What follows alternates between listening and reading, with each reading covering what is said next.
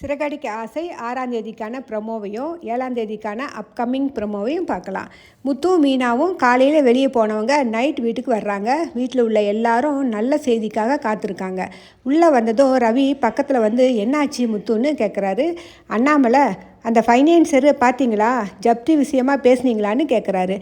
எங்களால் அந்த ஃபைனான்சியர் விக்னேஸ்வரனை பார்க்கவே முடியாமல் எங்களை அலைக்கழிக்க வச்சுட்டாரு. வேணும்னே எங்களை சந்திக்க விடாமல் பண்ணுறத புரிஞ்சுக்கிட்ட பிறகு கிருஷ்ணா மேடத்தை போய் பார்த்தோம். அவங்களும் 10 நாள் விடுமுறை வர்றதால இப்போ உடனடியாக எதுவும் செய்ய முடியாதுன்னு சொல்லிட்டாங்கன்னு சொல்கிறாரு.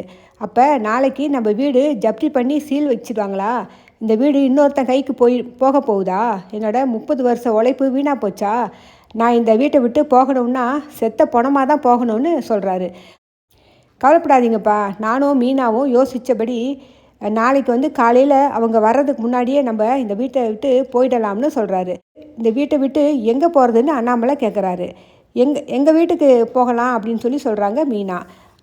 அப்பா, நீங்களும் அம்மாவும் மீனா அம்மா வீட்டுக்கு வாங்க, ரவியும் ஸ்ருதியும் அவங்க அப்பா வீட்டுக்கு போகட்டும்னு சொன்னதும் அப்போ நான்னு கேட்குறாரு மனோஜ்.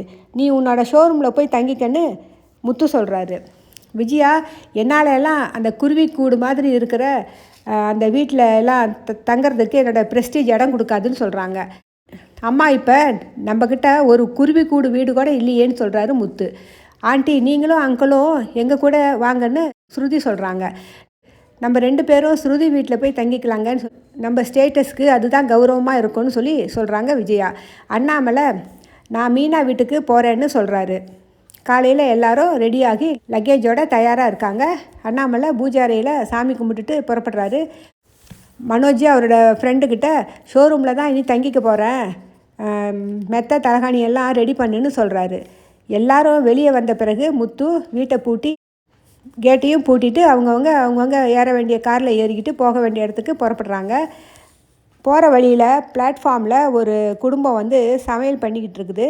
அதை பார்த்த அண்ணாமலை வந்து, முத்து, நீ அடிக்கடி பாடுவிய ஒரு பாட்டு, உனக்கு கீழே இருப்பவர் கோடி நினைத்து பார்த்து நிம்மதி தேடுன்னு, அதைத்தான் இப்போ நம்ம வந்து நினச்சி பார்த்துக்கணுன்னு சொல்கிறாரு. நாளைக்கான ப்ரொமோவில் வந்து சிந்தாமணியும் ஃபைனான்சர் விக்னேஸ்வரனும் ரொம்ப சந்தோஷமாக அண்ணாமலை வீட்டுக்கு வர்றாங்க. கேட் பூட்டி இருக்கிறத பார்த்து அதிர்ச்சி அடைகிறாங்க. கோர்ட்லேருந்து வந்தவங்க கேட்டில் தொங்கின பூட்டுக்கு சீல் வச்சிடுறாங்க. நம்ம ஒன்று நினச்சி வந்தால் இங்கே வேறு ஒன்று நடக்குதுன்னு ஃபீல் பண்ணுறாங்க சிந்தாமணியும் விக்னேஸ்வரனும். இதோட அப்கமிங் ப்ரோமோவும் முடியுது. நன்றி.